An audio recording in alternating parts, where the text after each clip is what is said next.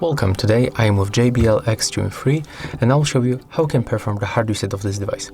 As you can see, I'm currently connected with my Android smartphone. After the reset, I will be disconnected. So take a look. You have to press volume up button and play button together until our device turn off, and after that we can release. So let's make it right now. These two buttons, click and hold together. Keep holding. Right now, remove.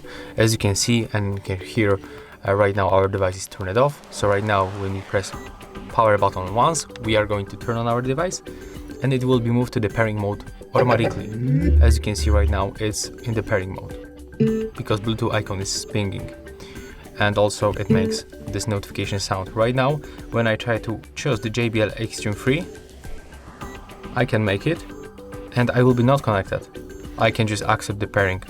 So as you can see, I can just cancel the pairing, and when I turn off and turn on Bluetooth, the JBL will be right here, so I can pair it anymore. So we perform the hard reset and we clean all default settings and also the remember devices previously connected, like my phone.